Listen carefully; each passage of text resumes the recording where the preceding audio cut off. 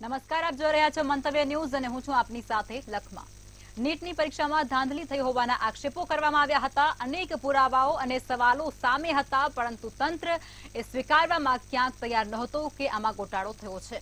ત્યારે હવે આ વાતની સાબિતી મળી રહી છે અને આરોપીઓ બિહારમાંથી ઝડપાયા છે। 19 જેટલા આરોપીઓએ કબૂલાત કરી છે। એટલું જ નહીં, 20 લાખમાં આ પેપરનો સોદો થયો હોવા સુધીની જાણકારી મળી રહી છે।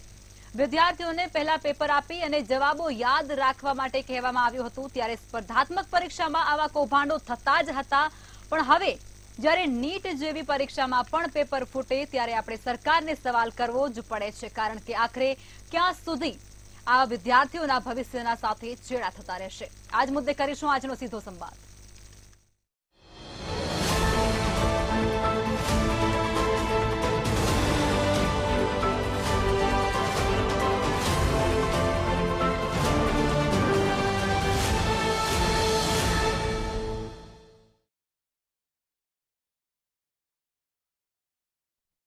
તો ચર્ચાની શરૂઆત કરીશું, જેમાં પ્રફુલભાઈ ત્રિવેદી મંતવ્ય ન્યૂઝના એસોસિએટ એડિટર આપણી સાથે જોડાઈ ચૂક્યા છે અને કોંગ્રેસમાંથી હર્ષભાઈ ચૌહાણ પણ જોડાઈ ચૂક્યા છે। પ્રફુલભાઈ, જે પ્રમાણે આખો કૌભાંડ અત્યારે સામે આવી રહ્યો છે, 19 જેટલા જે આરોપીઓ છે તેની ધરપકડ થઈ ચૂકી છે અને નીટ જેવી પરીક્ષા 20 લાખમાં પેપર ફૂટી જાય, આ કેટલા અંશે યોગ્ય છે? લખમાં પેપરો ફૂટવાની બાબત એટલી બધી સહજ થતી જાય છે, સરકાર કોંગ્રેસને કે ભાજપને કોઈ ફેર પડતો નથી। તમે જુઓ કે ગુજરાતની વાત કરીએ તો ભારતીય જનતા પાર્ટીની સરકારમાં કેટલા બધા પેપરો ફૂટ્યા। રાજસ્થાનમાં કોંગ્રેસની સરકાર હતી, ત્યાં પણ પેપરો ફૂટ્યા। હવે આપણે છેક કેન્દ્રની વાત કરી રહ્યા છીએ કે નીટની પરીક્ષા છે, જેમાં 24 લાખ વિદ્યાર્થીઓ પરીક્ષા આપી રહ્યા છે। 80,000 જેટલા તો એમાંથી ગુજરાતના વિદ્યાર્થીઓ છે। મેડિકલ જેવી ઉચ્ચ એક શૈક્ષણિક શાખાના પ્રવેશ માટેની આ પરીક્ષા છે। હવે આમાં પણ હવે ધાંધલી ચાલુ થઈ ગઈ છે અને આ ધાંધલી એટલી હદે છે કે તમે જુઓ કે ગુજરાતમાં સરકારને એના માટે એક ચોક્કસ કાયદો બનાવવો પડ્યો એને કંટ્રોલમાં લેવા માટે। જ્યારે બીજી તરફ તમે જુઓ કે આ બધી કેટલી હદે આપણે ત્યાં મૂળિયા નાખી ગઈ છે કે ચૂંટણી વખતે લગભગ તમામ રાજકીય પક્ષોએ એમના ચૂંટણી ઢંઢેરામાં વચન આપવું પડ્યું કે પેપર ફૂટવાની જે બદી છે અમે દૂર કરીશું। તમે જુઓ કે આ સ્વીકૃતિ છે કે આ બધી છે એની સરકારો સ્વીકૃતિ કરે છે અને પછી ચૂંટણી ઢંઢેરામાં વચન આપે છે કે આ બધી દૂર કરીશું। કેમ કે આ બધી છે ને એ વિદ્યાર્થીઓને, યુવાનોના મમ્મી પપ્પા, એમના વાલીઓને પણ એક ત્રાસ આપનારી છે। જે પરીક્ષા આપવા જાય, આખા વર્ષ તૈયારી કરી હોય અને પેપર ફૂટી જાય કે પેપર મોડા વેચાય એટલે ગ્રેસિંગ માર્ક આપવા પડે। ગ્રેસિંગ માર્ક આપે એટલે પાછો આખો મામલો સર્વોચ્ચ અદાલતમાં જાય। એટલે તમે જુઓ કે આમાં વિદ્યાર્થીઓને માનસિક રીતે કેટલા પરેશાન થતા હોય છે। આવા 1563 વિદ્યાર્થીઓ છે કે જેને ગ્રેસિંગ માર્ક આપવામાં આવ્યા છે। સર્વોચ્ચ અદાલતે એમ કહ્યું કે આમના ગ્રેસિંગ માર્ક દૂર કરી નાખો, કાં તો એ મૂળ માર્ક છે એ જ સ્વીકારી લે અથવા તો ફરી પરીક્ષા આપે। એટલે ફરી 23 જૂને એમની પરીક્ષા યોજાશે અને 30 જૂને એમનું પરિણામ આવશે। એટલે આખી જે બધી છે, જોકે કેન્દ્રના જે શિક્ષણ પ્રધાન છે ધર્મેન્દ્ર પ્રધાન, એ હજુ બહુ જ આ બાબત અંગે સ્વીકારતા નથી। ગોળ બોલે છે કે હેરાફેરી, ભ્રષ્ટાચાર, પેપર લીકના નક્કર પુરાવા સામે આવ્યા નથી। એટલે સામે કોંગ્રેસ છે એ પણ મેદાનમાં આવી ગઈ છે અને આજે પ્રિયંકા ગાંધીએ પણ ટ્વીટ કર્યું છે, મલ્લિકાર્જુન ખડગેએ પણ ટ્વીટ કર્યું છે। પ્રિયંકાએ સવાલ ઉપાડ્યો, શું બિહાર અને ગુજરાતમાં જે પોલીસ કાર્યવાહી થઈ અને જે રેકેટ પકડાયું તેને સરકાર હજુ જૂઠું માને છે? એને સીધા જ પ્રશ્નો પૂછ્યા છે। શું 67 ટોપરને પૂરા માર્ક્સ મળવાની બાબત છે એ જૂઠી છે? એ જ રીતે મલ્લિકાર્જુન ખડગેએ પણ ઘણા બધા સવાલો ઊભા કર્યા છે કે 30 થી 50 લાખની રકમ વસૂલાતી હતી એ ખોટું છે। શિક્ષા મંત્રી આ બાબત માનતા નથી। હવે એ તો કોંગ્રેસ છે એટલે તો બોલે જ, પરંતુ પટણાની જે પોલીસ સ્ટેશનની અંદર FIR ફાટી એમાં આ વસ્તુ આવે છે કે પેપર લીક થયું છે। એટલે આ બંને બાબત વિરોધાભાસી છે। શિક્ષણ પ્રધાન એમ કહે છે કે પેપર ફૂટ્યું નથી, પોલીસમાં એમ કહે છે કે પેપર ફૂટ્યું છે। હવે જે પહેલો વિદ્યાર્થી આમાં જે પકડાયો આયુષ નામનો, એ લર્ન હોસ્ટેલમાં એને લઈ જવામાં આવ્યો હતો. ત્યાં બીજા 20 થી 25 વિદ્યાર્થીઓ હતા અને ત્યાં જવાબ સાથેના પેપરો આપવામાં આવ્યા હતા એવું એણે કહ્યું છે. અને આ બાબતો બધી એફઆઈઆરમાં લખાઈ છે. અને એ જે બિહાર પોલીસે પેપર સોલ્વ ગેંગના 19ની ધરપકડ કરી છે. પટણા પોલીસે 14ની ધરપકડ કરી છે, જેમાં 4 મેડિકલ સ્ટુડન્ટ છે અને પૂર્ણિયામાંથી બીજા 4ની ધરપકડ થઈ છે. હવે આમાં 2 પ્રકારના કૌભાંડ છે. એક તો પેપર લીક કરવું, પેપર વેચવું, અને એનો બીજો ભાગ એ છે કે ડમી વિદ્યાર્થીઓ બેસાડવા. આ ઉપરાંત જે પૂર્ણિયા છે એમાંથી ડમી વિદ્યાર્થીઓ પકડાયા હતા અને આ વિદ્યાર્થીઓ છે એ રાજસ્થાનના જાલોર, ભેજપુર, બેગુસરાય અને સીતામઢીના હતા, જે ડમી વિદ્યાર્થી તરીકે. હવે આ વિદ્યાર્થી જ્યારે મેડિકલમાં પ્રવેશ લે અને એ ડોક્ટર થાય ત્યારે કેટલા નીતિમત્તાવાળા ડોક્ટર થાય એની સામે બહુ જ મોટો પ્રશ્નાર્થ મુકાયેલો છે. બિલકુલ, ચોક્કસથી. ભારતીય જનતા પાર્ટીમાંથી રાજુભાઈ દેસાઈ પણ આપણી સાથે ચર્ચામાં જોડાઈ ચૂક્યા છે. રાજુભાઈ, શિક્ષા મંત્રી છે તેમના દ્વારા એવું કહેવાય છે કે ગોટાળો ક્યાંય થયો નથી, પરંતુ પટનામાં જે એફઆઈઆર દાખલ થઈ છે એની અંદર તો સ્પષ્ટ ઉલ્લેખ કરવામાં આવ્યો છે. ત્યારે હવે આજે પેપર લીકનું આખું કૌભાંડ બહાર પડ્યું અને એમાં હવે તો આરોપીએ ઝડપાઈ ગયા છે અને હજુ તમે સ્વીકારવા તૈયાર નથી. નહીં, આમાં એક ચોક્કસ અહીંયા હું ખુલાસો એવું કરીશ કે પહેલા તો જે ઘટના બની છે એ ખરેખર નિંદનીય છે અને જે પણ આની અંદર વાતાવરણ દોડવાનો પ્રયાસ કરે છે, ખાસ કરીને નીટ જેવી એક્ઝામ લેવાતી હોય અને એમાં આખા ભારત દેશના વિદ્યાર્થીઓ 24 લાખથી વધુ વિદ્યાર્થીઓ બેઠા હોય અને એની અંદર 1563 આપણે રીટેસ્ટ યોજવા જઈ રહ્યા છે સુપ્રીમ કોર્ટના આદેશ પ્રમાણે.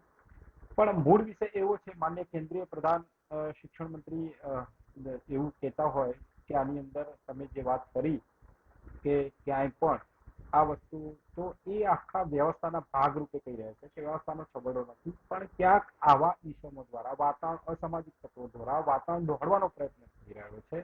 તો ચોક્કસ જે વિદ્યાર્થીઓ પરીક્ષા આપી છે, જે એલિજિબલ છે, જેને મહેનત કરી છે ખૂબ જ અને સારામાં સારું પરિણામ લાવે છે, એવા વિદ્યાર્થી મિત્રોને ક્યાંય પણ આમાં એક આજે પણ માન્ય પ્રધાન જે શિક્ષણ પ્રધાન જે છે આપણે ધર્મેન્દ્રજી મળ્યા છે એવા વિદ્યાર્થીઓને, એના પરિવારજનોને મળ્યા છે કે ન્યાય જે વિદ્યાર્થીઓને ક્યાંય પણ ખોટો થશે નહીં.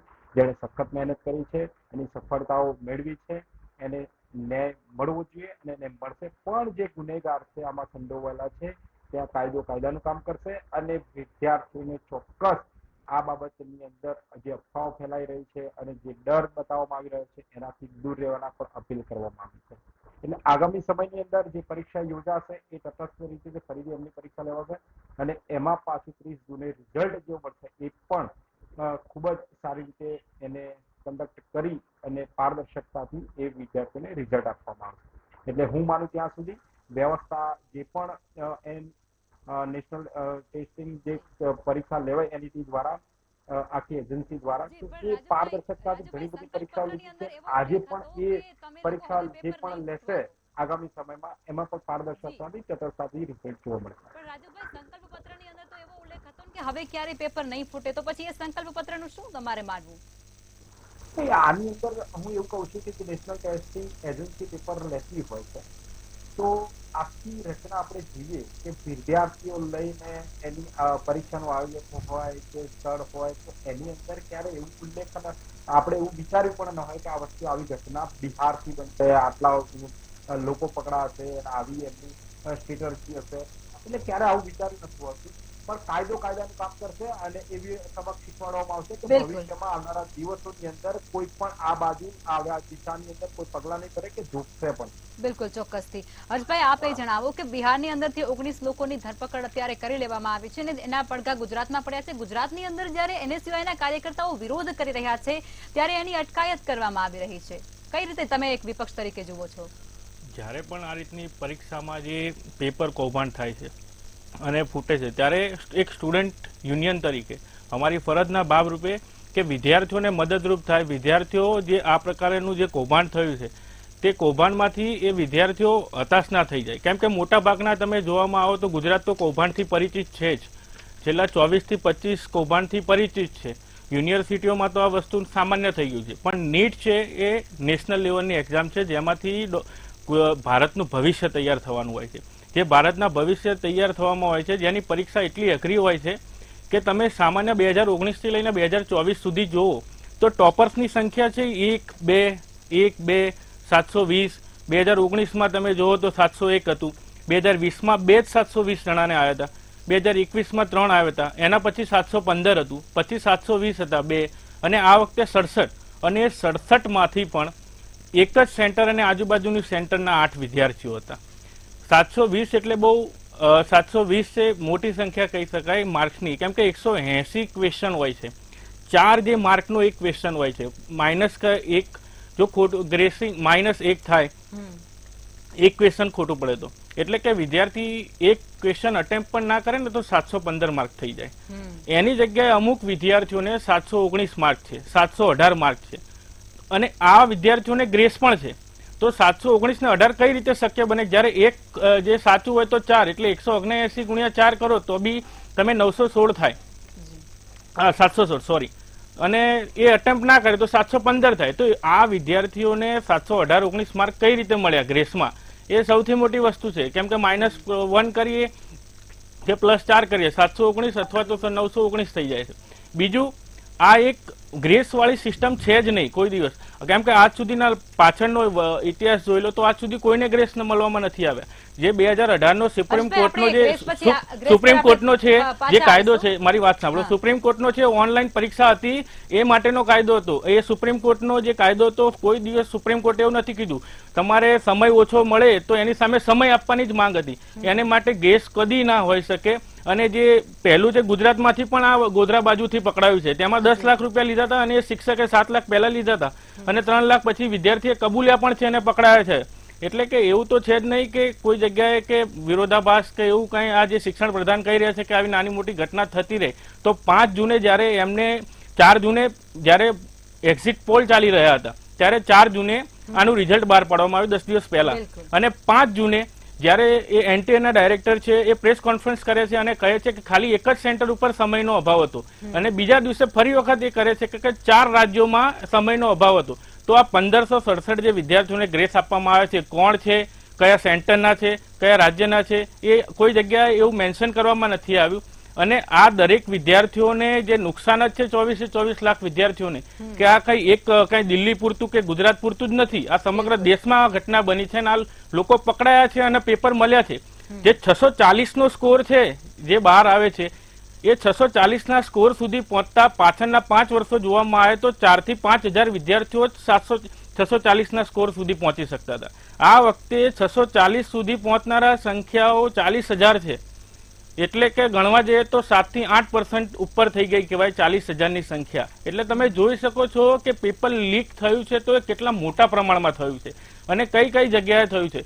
ત્યારે વિદ્યાર્થીઓને અમુક જે એક સેન્ટર ઉપર 2 ક્વેશ્ચન પેપર આપવામાં આવ્યા હતા, કાંઈ હરિયાણા કે એ બાજુનું કોઈ સેન્ટર છે, અને એના પછી ત્યાંના સેન્ટર ઉપર વિદ્યાર્થીઓને કહેવામાં આવ્યું હતું કે તમારા 2માંથી આ એક પેપર જ સાચું છે. રાજસ્થાનમાં એક હિન્દી મીડિયમના વિદ્યાર્થીઓને ઇંગ્લિશના પેપર આપી દેવામાં આવ્યા હતા. છત્તીસગઢમાં 45 મિનિટ પછી એક્ઝામ ચાલુ કરી દેવામાં આવી હતી.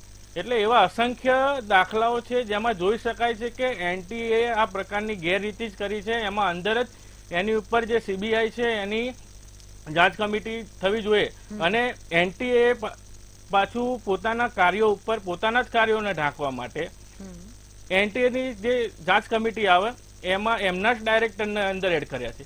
જ્યારે સુપ્રીમ કોર્ટના કોઈ નિવૃત્ત ન્યાયાધીશને એડ કરવા જોઈએ. સુપ્રીમ કોર્ટ આ જે છે જે કમિટી છે સુપ્રીમ કોર્ટ બનાવે તો વિદ્યાર્થીઓને વિશ્વાસ આવે. એનટીએની જ એક્ઝામમાં આ પ્રકારનો ગફલો થયો, અને એનટીએના જ ડાયરેક્ટર આ જે કમિટી છે એના ડાયરેક્ટર હોય તો વિદ્યાર્થીઓને વિશ્વાસ પણ કેમ ન આવે? બિલકુલ ચોક્કસથી.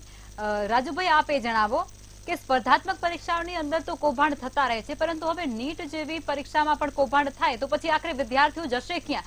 અને વારંવાર તમને મત આપી અને તમને ચૂંટી અને તમને સરકારમાં મોકલે છે, શું ફક્ત પેપર ફોડવા માટે? અપેક્ષા શું છે એ લોકોની તમારી પાસેથી, અને તમે આપી શું રહ્યા છો એમને એ તો જુઓ. જ્યારે પણ આવી ઘટના બને અને એક ચોક્કસ આપના માધ્યમથી હું કહીશ કે આ એક સમગ્ર ભારત દેશ માટે નિંદનીય બાબત છે. મેં શરૂઆતથી જ કહ્યું. અને કોઈ સરકાર કોઈ પણ હોય, કોઈ પણ પક્ષની હોય, કોઈ પણ રાજ્યમાં હોય, એ ઘટનાને વખોડવા લાયક હોય ને નિંદનીય જ હોય. ચાહે શાસક પક્ષ હોય કે વિરોધ પક્ષ હોય, એ બંને બાજુથી નિંદનીય જ કરતા હોય છે.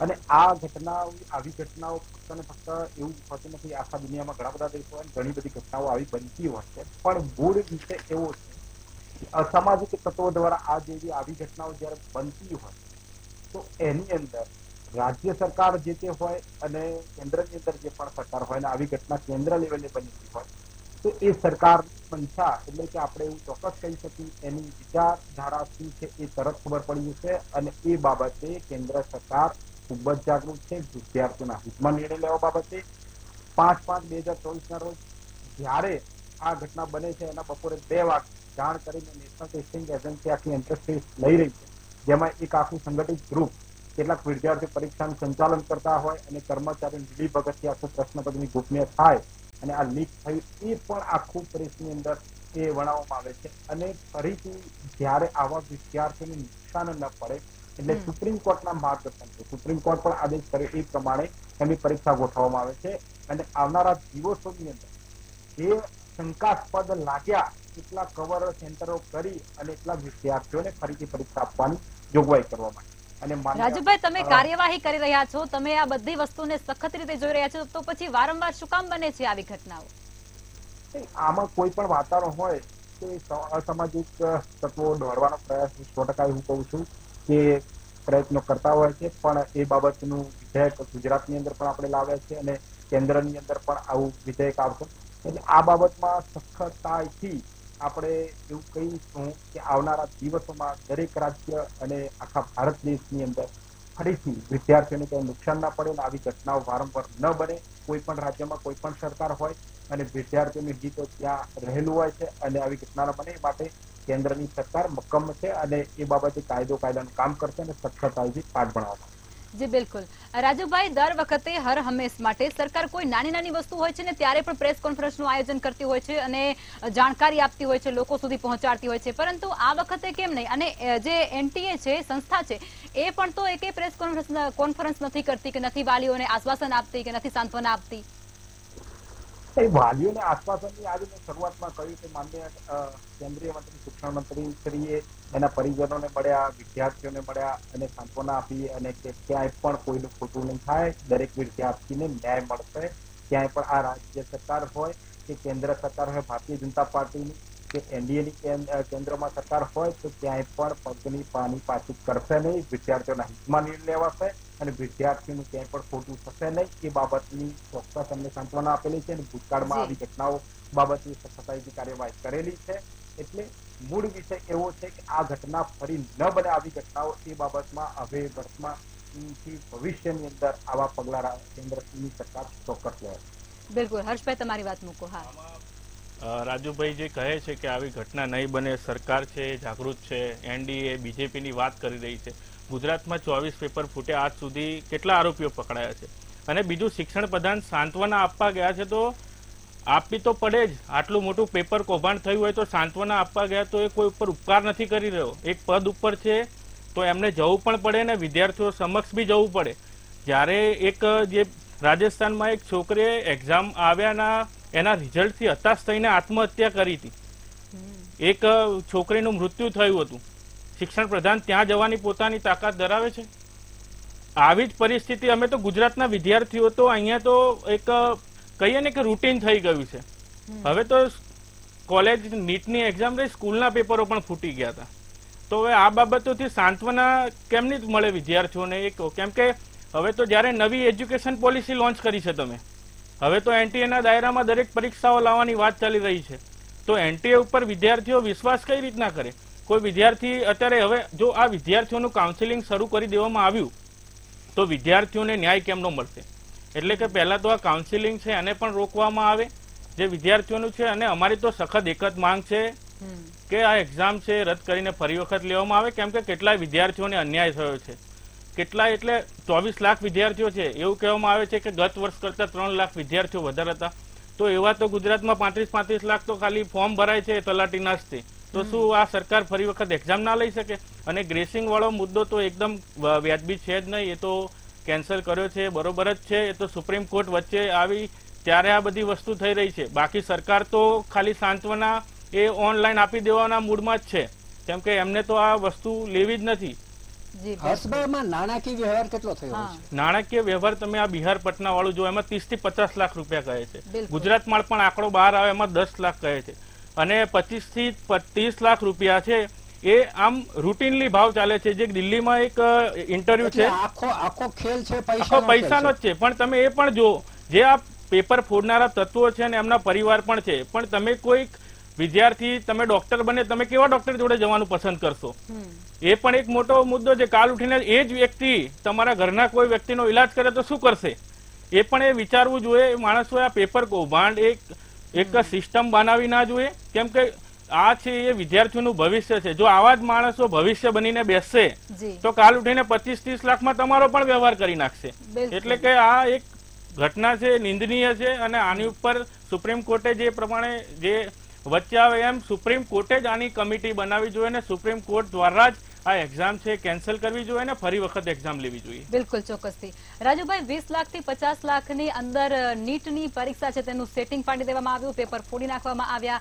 આ સમગ્ર ઘટનાની અંદર એ વ્યક્તિ, એ વિદ્યાર્થીનું શું, જેની પાસે અઢળક રૂપિયા તો નથી, એ પોતે કરોડો રૂપિયા ખર્ચીને ડોક્ટર નથી બની શકવાનો, એના માટે તો માત્ર રસ્તો જ આ હોય છે ને, એનું શું?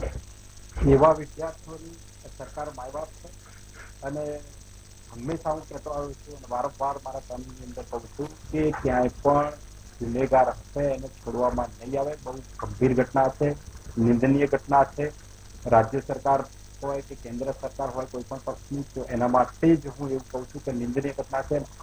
એનડીએની સરકારની અંદર આ બાબતમાં ક્યાંય પણ એવા ગુનેગારોને છોડવામાં નહીં આવે. કાયદો કાયદાનું કામ કરશે અને વિદ્યાર્થીઓને સંતોષ થાય તેવા નિર્ણયો પણ લેવામાં આવશે અને એવા ગુનેગારોને સજા પણ થશે કે આવનારા દિવસોની અંદર કોઈ પણ આ દિશામાં પગલું ન ભરે કે જોવે નહીં. એ દ્રષ્ટિથી આખું ન્યાયતંત્ર દ્વારા એ કાયદા પ્રમાણે એને વિધિવત રીતે સજાની જોગવાઈઓ પણ જોવા પડશે. બિલકુલ ચોક્કસથી. હર્ષભાઈ, 20 થી 50 લાખની અંદર સેટિંગ થઈ જાય છે પેપરોનું અને ડમી ઉમેદવારો બેસાડ્યા સુધારના ખુલાસા અહીંયા થઈ રહ્યા છે. શું અપેક્ષા આપણે કોની પાસેથી રાખવાની અપેક્ષા? કારણ કે ઘટના તો રોજની રોજ બને છે અને આપણે રોજની રોજ આ રીતે ચર્ચા કરતા હોઈએ છીએ. અપેક્ષા તો હવે એક વિદ્યાર્થી તરીકે તો હું પણ કોની પાસે રાખી શકું? એ વસ્તુ મારા ઉપર પણ લાગુ પડે છે, કેમ કે હું ખુદ જે એ વકીલ મારો વ્યવસાય છે, હું બી ખુદ ઓલ ઇન્ડિયા બાર એક્ઝામિનેશનની એક્ઝામ પાસ કરીને આવ્યો છું. જો મારી એક્ઝામમાં આવું થયું હોત તો મારું પણ શું હાલ હોત? એ પણ એક ચર્ચાનો વિષય બને. અને 20 થી 50 લાખ રૂપિયામાં તમે પાસ થશો, પણ ફ્યુચર શું? કેમ કે પાસ થયા પછી પણ ભણવાનું તો છે જ ને આગળ. એટલે કે જે આમાં તો જે 720 જેને રિયલમાં માર્ક આવ્યા હોય એ વિદ્યાર્થીઓની મનોસ્થિતિ શું હશે, એના મા બાપની મનોસ્થિતિ શું હશે? 2-3 વર્ષનો સમયગાળો લાગે છે આવી એક્ઝામમાં. તમે 720 તો બહુ મોટી વસ્તુ કહેવાય, કેમ કે પાછળના 10 વર્ષના આંકડા જોઈએ તો મળીને પણ 67 જણા નથી થતા, જ્યારે એક વર્ષમાં 67 થયા. તો એવા વિદ્યાર્થીઓની મનોસ્થિતિ શું હશે કે એમના વાલીઓની, એમના માતા પિતાની? કેમ કે એક કદાચ કોઈ ગરીબ વ્યક્તિ, આપણે ઘણી વખત એવા ઉદાહરણો જોયે છે છાપામાં કે રિક્ષા ચલાવતો એમના બાપ હતા અને છોકરો એ આઈએએસ બન્યો, પછી કે મજદૂરી કરતા જે છોકરો હતો એનો છોકરો ડોક્ટરીની એક્ઝામમાં પાસ થયો. આવા ઉદાહરણો પછી જોવા નહીં મળે, કેમ કે સરકાર દ્વારા આટલો બધો ખર્ચો નીટ એક્ઝામિનેશન ગોઠવવાનો, એમાં દરેક સેન્ટરો ઉપર એક્ઝામ પર પેપરો મોકલવાનો, વ્યવસ્થાપન કરવાનો કેટલો બધો ખર્ચો થતો હશે. અને આવો ખર્ચો જે આપણા દેશમાં ટેક્સના રૂપિયાથી જતો હોય અને આવો ખર્ચો એ ફક્ત આવી એક જે કૌભાંડ થઈ જાય અને આ બધું જ એમાં વેડફેડ થઈ જાય તો એ એક આમ નાગરિક તરીકે તો ગમે જ નહીં, પણ એક વિદ્યાર્થી તરીકે તો હતાશાનું જ કારણ. અને હાલ જે નોકરીઓ તો કોઈને મળતી નથી, તો એ પ્રમાણે જો આ રીતના કૌભાંડો થાય 20 થી 30 લાખ, એટલે અમીર વર્ગ હોય તો ડોક્ટર બનવું હોય તો 30 લાખ રૂપિયા આપી દો એટલે ડોક્ટર બની ગયા. આ સિસ્ટમ લાગુ કરવી હોય તો આટલી મોટી એક્ઝામ જ ના લેવાય. As per income, as per student એ પ્રમાણેનો રોલ લાગુ કરી દેવાય કે ભાઈ તમારી જોડે પૈસા છે, ડાયરેક્ટ એડમિશન લઈ લો, આટલી મોટી પરીક્ષા કેમ તમારે ભાગ લેવાનો, તમે તો વીવીઆઈપી કહેવાય અમારે માટે. તો આ એક વીવીઆઈપી કલ્ચર ઉભું થઈ રહ્યું છે કે તમે આવો, ડમી બેસો, અમે પેપર લખીએ, તમે પાસ થાવ અને ડોક્ટર બનો, તમે પાસ થાવ તમે મોટા બનો. વાત શું છે ખબર છે કે આટલા બધા પુરાવા હોવા છતાં તંત્ર હજુ માનવા તૈયાર નથી કે ભાઈ અહીંયા ગોટાળો થઈ ચુક્યો છે. ખેર, પ્રફુલભાઈ, તમે સમાપનમાં શું કહેશો આ સમગ્ર મુદ્દા ઉપર? લખમાં હર્ષભાઈ જે શબ્દ વાપર્યો કે 20 કે 30 લાખમાં ડોક્ટર બને, 20 કે 30 લાખમાં તો હજુ પેપર જ મળે છે બોસ. અને ત્યારબાદ એની જે કોલેજની ફી ને એ બધું જોવા જાવ તો ડોક્ટર બનતા બનતા એને 2 થી 2.5 કરોડ રૂપિયા ખર્ચ થાય છે. કોઈ સામાન્ય કે મધ્યમ વર્ગનો વિદ્યાર્થી ભણી જ ના શકે. આખા ઇન્ડિયાની અંદર 1 લાખ બેઠકો છે મેડિકલની, એમાંથી 55,000 સરકારી કોલેજોની છે કે જેમાં અનામત પણ આવી જાય છે, અનામતની જે બેઠકો આવતી હોય છે એ પણ. એટલે જે ડોક્ટરીનું જે શિક્ષણ છે એ મોંઘું થાય છે. એટલે મોંઘું શિક્ષણ, મોંઘી સારવાર. કારણ કે એ 2-2.5 કરોડ આમાં ખર્ચ્યા પછી એ હોસ્પિટલ માટે જગ્યા લેશે, એના ઇક્વિપમેન્ટ પણ મોંઘા હશે, એની લોન લીધી હશે, લોનના હપ્તા આવતા હશે, એને સ્ટાફ રાખવો પડતો હશે. એટલે પછી મોંઘી સારવાર જ કરવાનો છે. ગરીબ માણસ તો એ ડોક્ટરના પગથિયા પણ નહીં ચડી શકે. એટલે આખું જે શિક્ષણનું માળખું છે એકદમ મોંઘું બનાવી દીધું છે આપણે, અને જેને કારણે ગરીબ અને તવંગર વચ્ચેની જે ભેદરેખા છે એ પહોળી થતી જાય છે. બીજું, આ જે પેપર ફોડનારા છે અસામાજિક તત્વો કરતા પણ એ શિક્ષણ માફિયાઓ છે. કોચિંગ ક્લાસ કરવા વાળા જ આમાં મોટાભાગે મૂળમાં હોય છે અને કરોડો રૂપિયાની આમાં લેતી દેતી થતા હોય છે અને આખો એક ધંધો બની ગયો છે પેપર ફોડવાનો. તમે જુઓ કે હર્ષભાઈ જે વાત કરી કે કોલેજોના પેપર ફૂટે છે. ગયા વખતે ક્યાં ભાવનગરમાં SY નું પેપર ફૂટ્યું હતું, એના કોઈ પ્રોફેસરની સંડોવણી નીકળી હતી. પ્રોફેસર પોતે જ આમાં કંઈક નીકળ્યા હતા. એ તો ઠીક, કોલેજના પેપર 6થા ધોરણનું પેપર ફૂટી ગયું હતું ગયા વર્ષે તો. એટલે આ તો આખી એક માયાજાળ વધતી જાય છે. ઘણી બધી જે પોલમપોલ ચાલી છે આ પરીક્ષાની અંદર, ડમી વિદ્યાર્થી બેઠા છે, પેપર મોડા પડ્યા છે એટલે ગ્રેસિંગ માર્ક આપવા પડ્યા છે, સમય કોઈના સચવાયા નથી, અને ઓનલાઈન એક્ઝામિનેશન છે. એટલે આખું જે છે આટલી મોટી પરીક્ષામાં જે તંત્રએ કામ કર્યું છે એ ચોક્કસ પ્રમાણે વખાણવા લાયક તો નથી જ. જે સુવ્યવસ્થિત રીતે પરીક્ષા લેવાવી જોઈએ એ લેવાઈ નથી, અને એને કારણે આજે આખા દેશની અંદર નીટની પરીક્ષાના નામે હોબાળો થયો છે. છેલ્લા 8 દિવસથી આ એકનો એક વિષય સતત મીડિયામાં ચર્ચામાં રહે છે. બિલકુલ, ચોક્કસથી. હર્ષભાઈ, રાજુભાઈ અને પ્રફુલભાઈ અમારી સાથે ચર્ચામાં જોડાયા તે બદલ તમામનો આભાર. વારંવાર પેપર ફૂટવા, કૌભાંડો થવા, નકલી ભરતીઓ થવી, એટલે ટૂંકમાં કહેવાનો અર્થ તો શું એવો જ થાય છે ને કે બાળકોના ભવિષ્ય સાથે તો અમે રમત રમતા જ રહીશું. પણ આ બધા વચ્ચે જે લોકો પૈસા આપી અને પરીક્ષા પાસ કરવાનું કારસ્તાન રચે છે એમને પણ સજા કડકમાં કડક થવી જોઈએ. કારણ કે તમારા લીધે એ મજબૂર અને જેની પાસે ખર્ચો કરવા માટે અઢળક રૂપિયા નથી, વારંવાર પરીક્ષાઓ આપવા માટેનો તેમની પાસે સમય નથી અને તેની જિંદગી બરબાદ થાય છે ને, તેમના પાછળના જવાબદાર તમે અને માત્ર તમે જ છો. ચર્ચામાં હાલ એટલું જ. આવતીકાલે ફરી આવીશ એક નવા મુદ્દા સાથે. નમસ્કાર.